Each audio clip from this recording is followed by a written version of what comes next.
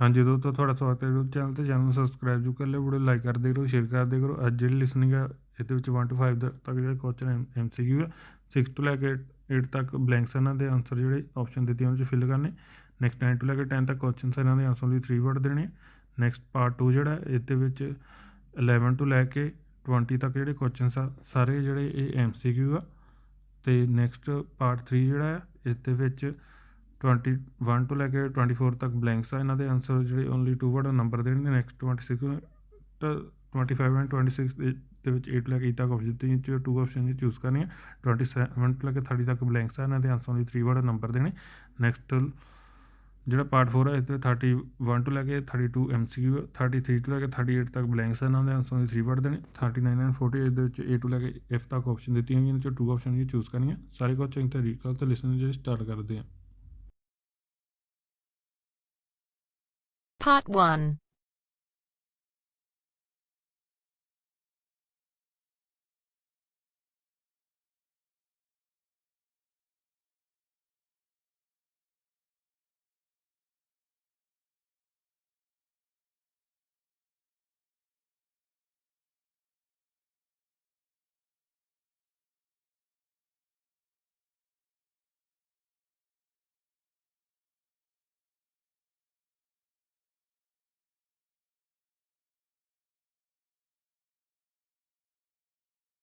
You'll hear a number of different recordings and you'll have to answer questions on what you hear. There will be time for you to read the instructions and questions and you'll have a chance to check your work. All the recordings will be played once only. You'll hear 2 tourists, Sally and Peter, talking in a coffee shop.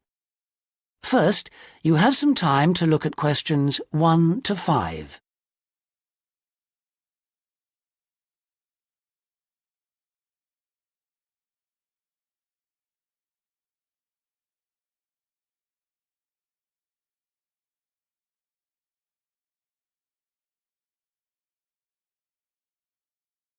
Now we shall begin. You should answer the questions as you listen because you will not hear the recording a second time. Listen carefully and answer questions 1 to 5. Oh, Peter, there you are. You've been ages. What kept you so long? I'm sorry I'm so late, Sally. Have you been waiting long? Oh, half an hour. But it doesn't matter. I've had a coffee and I've been reading this guidebook for tourists. Sit down. You look very hot and tired. What would you like to drink? I'd love a really chilled mineral water or something. Will you have another coffee? Yes, I will. The waitress will be back in a moment. Why were you so late? Did something happen? Yes. You know, I went to the bank to cash some traveler's checks. Well, the exchange rate was looking healthy, but when I went to the teller, they told me the computer system was temporarily down, so they couldn't do any transactions. They said the problem would be fixed in a few minutes, so I waited. And then I started talking to another guy in the bank, and I forgot the time. Really? Someone you met in the bank? Does he work there? No, he was a tourist from New York. His name's Henry, and he's been here for a week, but he's moving on to Germany tomorrow. He's an architect, and he's spending 4 weeks traveling around Europe. Just like us? Yeah, just like us. He told me the names of some places where we should eat. Great food and not too expensive, he said. Oh, and he also gave me this map of the bus system. He said he didn't need it anymore. That's useful. Pity he's moving on tomorrow. Here's the waitress. Let's order. Do you want anything to eat, or shall we just have a drink? Well, I'm hungry, and we've got a lot of sightseeing to do, so let's just have a snack and a drink. Sounds good to me. Before you hear the rest of the conversation, you have some time to look at questions 6 to 10.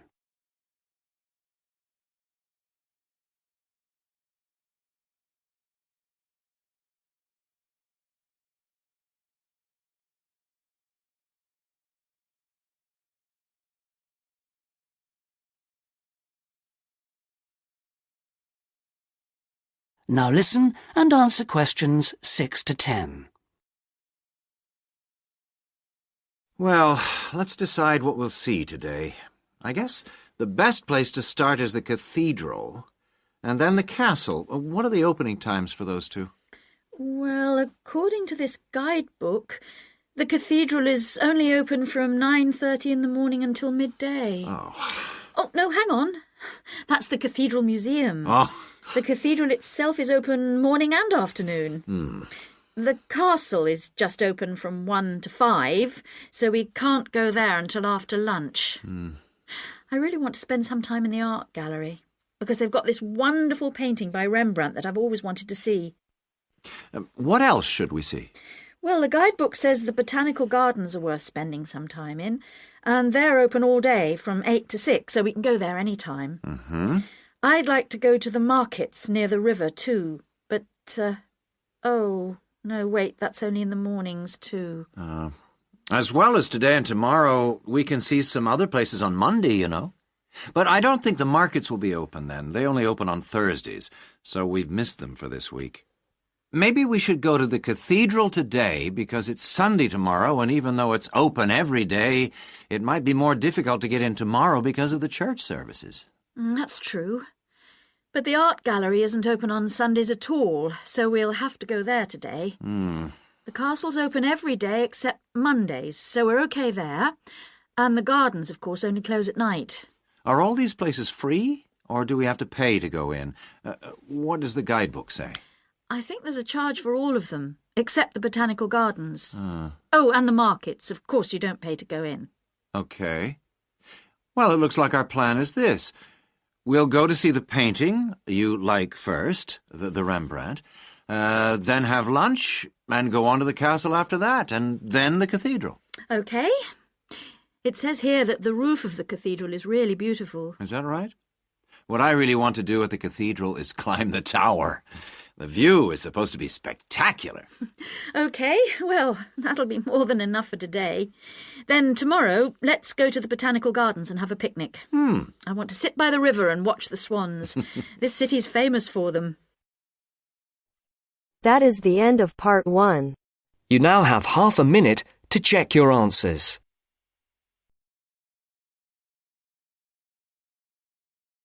Part 2 ਜਿਹੜਾ start ਹੋ ਜਾਏਗਾ ਇਹਦੇ ਵਿੱਚ 11 ਤੋਂ ਲੈ ਕੇ 20 ਤੱਕ ਸਾਰੇ question ਜਿਹੜੇ MCQ ਆ ਸਾਰੇ ਕੁਐਸਚਨ ਤੇ ਰੀਡ ਕਰ ਤੇ ਪਾਰਟ 2 ਸਟਾਰਟ ਕਰਦੇ ਆ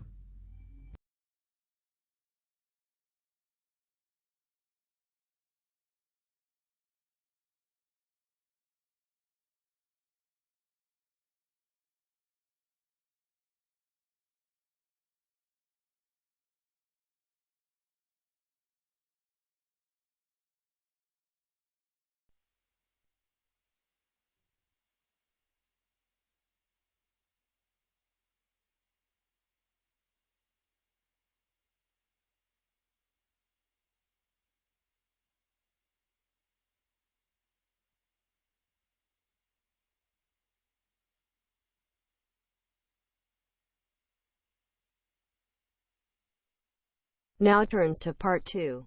Part 2. You'll hear part of a talk given by an international student counsellor speaking to a group of overseas students during their orientation week. First, you have some time to look at questions 11 to 14.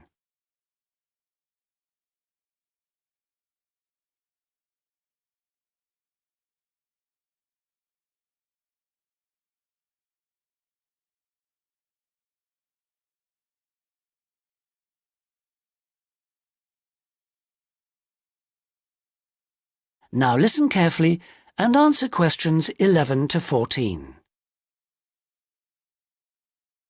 So the counseling services we offer deal with any problems arising from your studies or in your life outside the university. Let's take academic counseling. If you're confused about subjects or how to combine them in your degree, then we can advise you and discuss the career you are aiming for so that you can see it all in context. We can also chase up your tutor if you're not getting proper feedback on how you are getting on in your subject. Besides help with academic problems, you may also need personal counseling. If you think you're already under stress, well, just wait till classes begin next week. You'll have to start adjusting to teaching and learning methods that may be unfamiliar to you, as well as the mounting pressure as the deadline for that first assignment creeps up on you. And of course you have to cope with all this without your usual social network. You know, the social contacts, family and friends you could normally rely on for help. All of this causes anxiety. Studying overseas can trigger a personal crisis. You may have left a lot of what you might call unfinished business back in your own country. Or you may have interrupted personal relationships or even sometimes have broken them off to come overseas. And so the student often feels lonely, unhappy, unmotivated, and unable to concentrate on studying. Or there may be other things bothering you. Our resident chaplain can offer you spiritual guidance if that's what you want, or we can put you in touch with community groups that can provide you with social contacts and friendship. Before you hear the rest of the talk, you have some time to look at questions 15 to 20.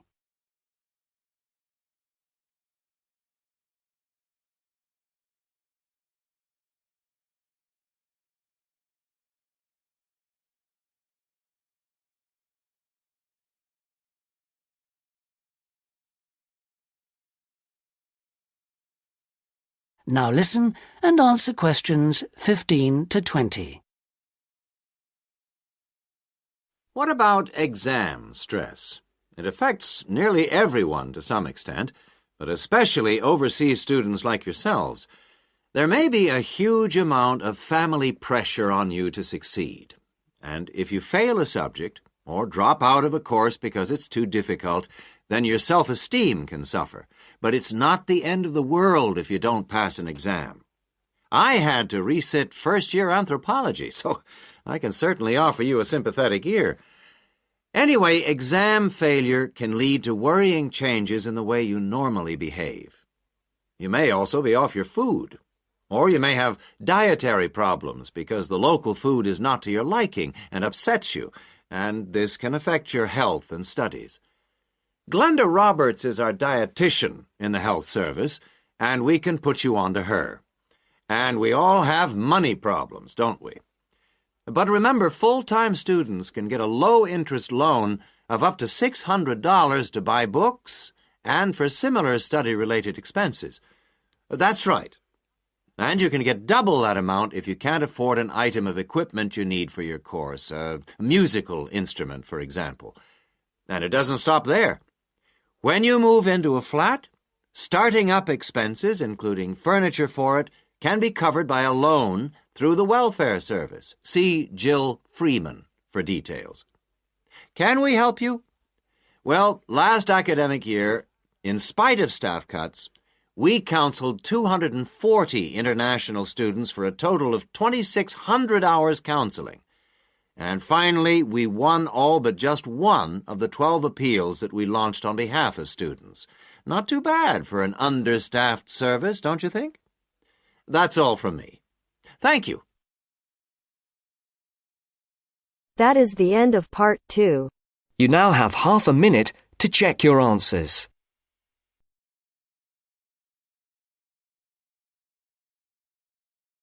Part 3 'ਚ start ਹੋ ਚੁੱਕਾ 21 ਤੋਂ ਲੈ ਕੇ 24 ਤੱਕ blanks ਇਹਨਾਂ ਦੇ answer ਲਈ 2 ਵਾਲੇ ਨੰਬਰ ਦੇਣੇ 25 ਐਂਡ 26 ਇਹਦੇ ਵਿੱਚ 8 ਤੋਂ ਲੈ ਕੇ E ਤੱਕ ਆਪਸ਼ਨ ਦਿੱਤੀ ਵਿੱਚ 2 ਆਪਸ਼ਨ ਚੂਜ਼ ਕਰਨੀ ਹੈ 27 ਤੋਂ ਲੈ ਕੇ 30 ਤੱਕ ਬਲੈਂਕਸ ਆ ਟੇਬਲ ਬਣਾਇਆ ਇਹਨਾਂ ਦੇ ਆਨਸਰ ਲਈ 3 ਵਾਲੇ ਨੰਬਰ ਦੇਣੇ ਸਾਰੇ ਕੁਝ ਚੰਗੀ ਤਰੀਕੇ ਨਾਲ ਤੇ ਪਾਰਟ 3 'ਚ ਸਟਾਰਟ ਕਰਦੇ ਹਾਂ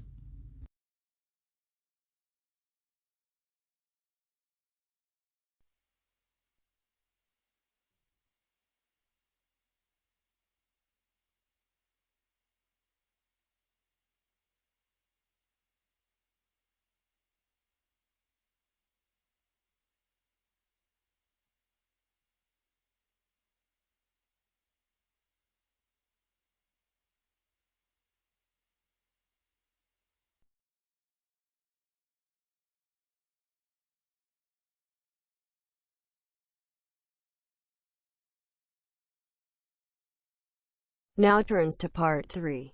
Part 3. You'll hear three friends discussing an assignment they're going to work on together. First, you have some time to look at questions 21 to 26.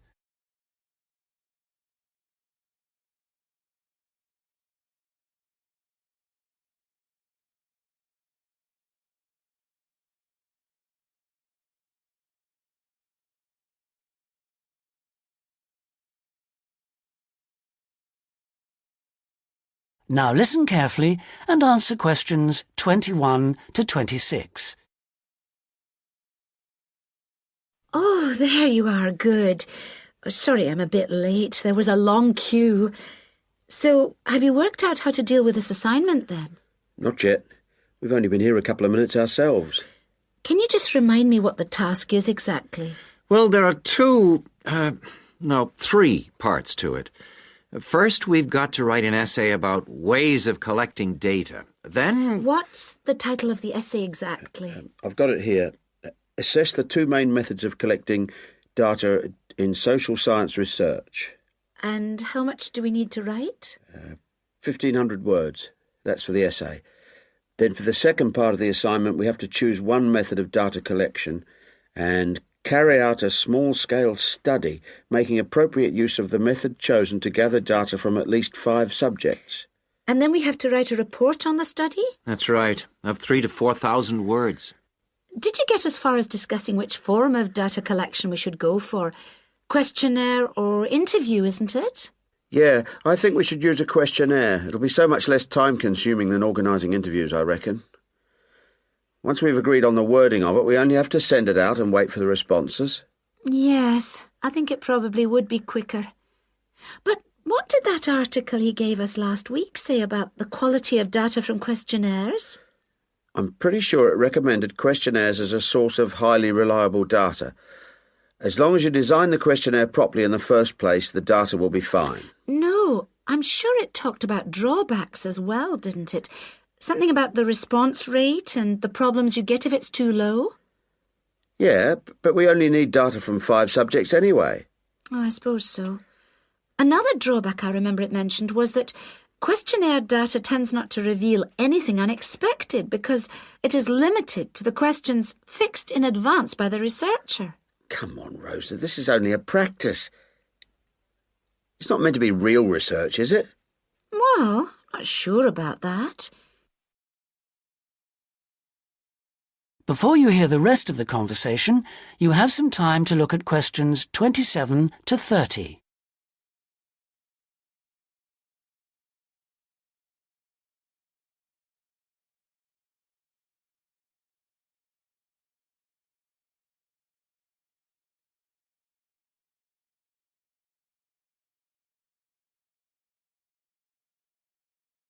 Now listen and answer questions 27 to 30. Maybe I'd better go through the article again, just to be sure. Can you remember what it was called? Sample Surveys in Social Science Research, I think. By Mehta. MEHTA? Yeah. And he also recommended a more recent book called Survey Research by Bell, I think. It's in that series published by London University. And if we try to use interviews instead, I saw a book in the departmental library that'll be helpful. It's called Interviews That Work by Wilson, published in Oxford in 1988. Right. Oh, I've got a tutorial now. Can we meet up again later this week? What about Friday morning? Suits me. 11 o'clock? Fine. Before Friday, I think we should all look through the reading list.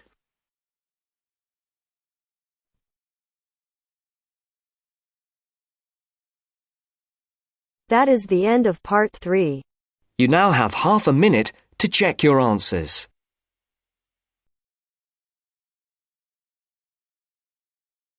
Part 4 ਜਿਹੜਾ start ਹੋ ਚੁੱਕਾ ਇਹਦੇ 31 ਹੈਗਾ 32 MCQ 33 ਤੋਂ ਲੈ ਕੇ 38 ਤੱਕ blanks ਆ ਤੇ ਇਹਨਾਂ ਦੇ ਆਂਸਰ ਓਨਲੀ 3 ਵਰਡ ਦੇ ਨੇ 39 ਤੋਂ 40 ਇਹਦੇ ਵਿੱਚ 8 ਲੈ ਕੇ F ਤੱਕ ਆਪਸ਼ਨ ਦਿੱਤੀਆਂ ਇਹਨਾਂ ਚੋਂ 2 ਆਪਸ਼ਨ ਜਿਹੜੇ ਚੂਜ਼ ਕਰਨੇ ਸਾਰੇ ਕੁਐਸਚਨ ਤੇ ਰੀਕਾਲ ਤੇ ਪਾਰਟ 4 ਜਿਹੜਾ ਸਟਾਰਟ ਕਰਦੇ ਆ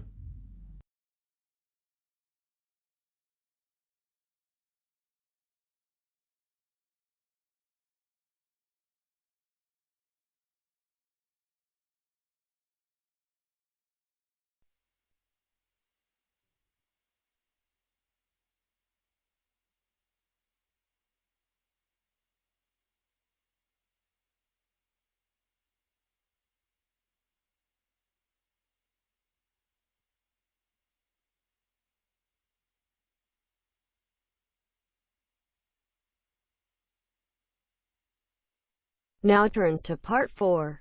Part 4.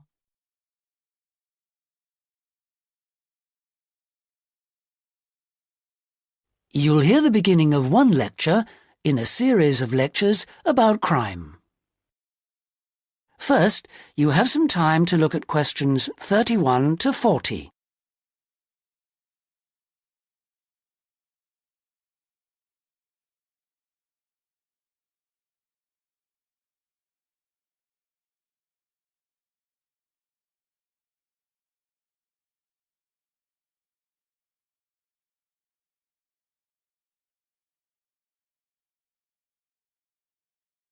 Now listen and answer questions 31 to 40. So far in these lectures, we've been looking at crimes like robbery and murder, both from a historical viewpoint and also in contemporary society. And we've seen that the preoccupation in Western society with crime and with lawlessness is part of a long and continuous tradition, rather than something which is new and unique to modern society.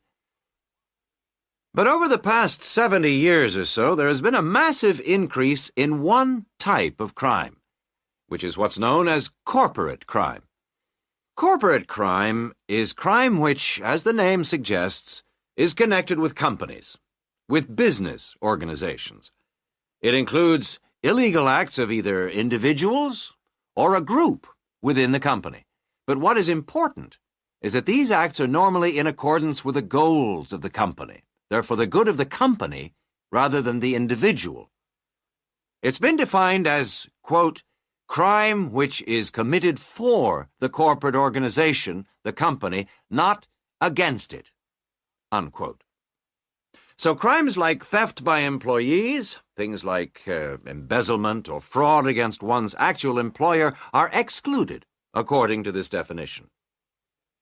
The employees may be involved, but they're acting in the first place for the company. They may not even realize they're committing a crime. Or they may realize, but they feel it's excusable because it's policy. Or because otherwise they may lose their jobs. So here really we're talking about the links between power and crime.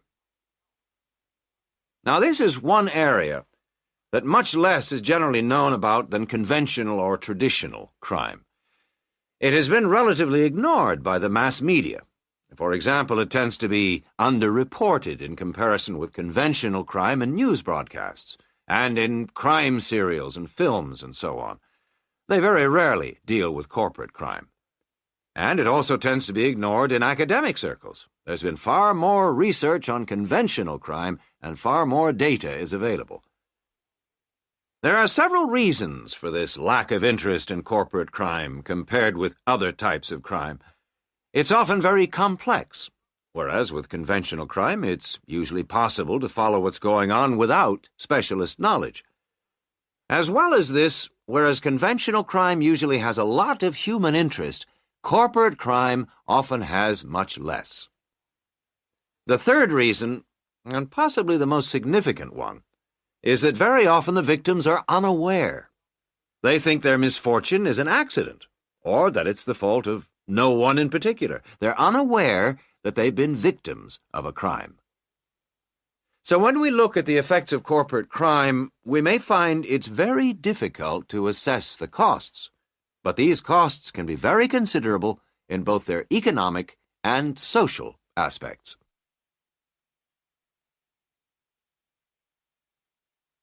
Let's look at the economic costs first. For example, if a company is producing fruit juice, and it dilutes its product so that it's just a little below the concentration it should be, many millions of people may be paying a small amount extra for their carton of orange juice.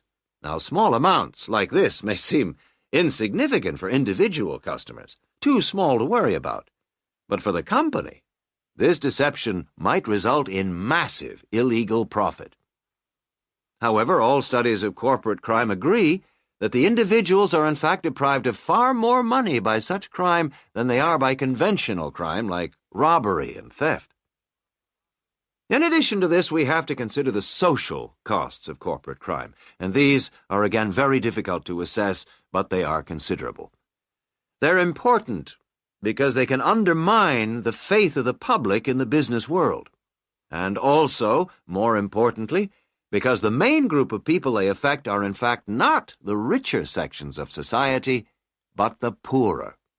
So here companies are robbing the poor to benefit the rich.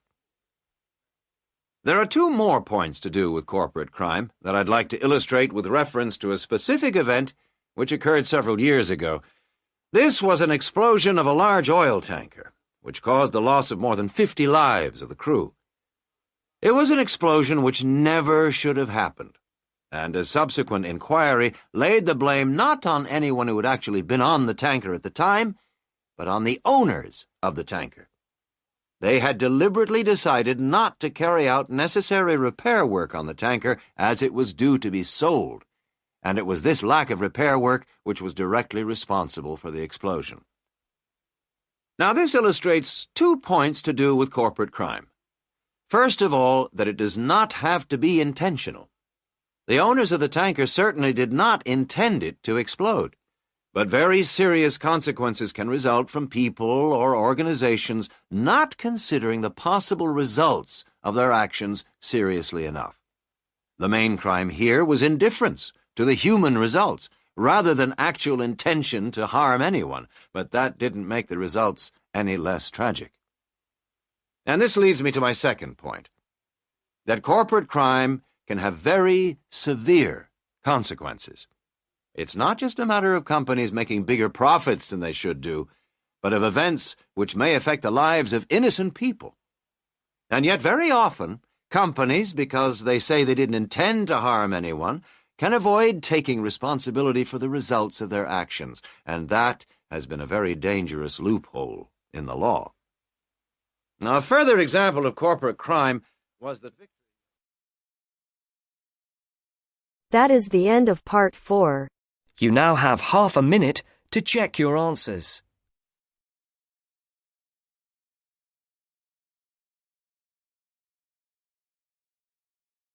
Part 4 ਜਿਹੜਾ ਖਤਮ ਹੋ ਚੁੱਕਾ ਤੇ ਹੁਣ 500 ਦੇਖਦੇ ਹਾਂ। First C, next B, next A, next cathedral, next marks, next garden, next art gallery, next clip ਦਾ tower, next C, next B, next A, next C, next B, next C, next A, next B, next A, next collecting data, next 1500, next 5, next 3000 to 4000, next B and C 25 and 26 in any order, next Mehta, next survey research, next London University, next 1988, next C, next A, next mass media, next academic circles, next specialist knowledge, next unaware, next individual customers, next illegal profit, next D and E in any order 39 and 40. Thank you for watching.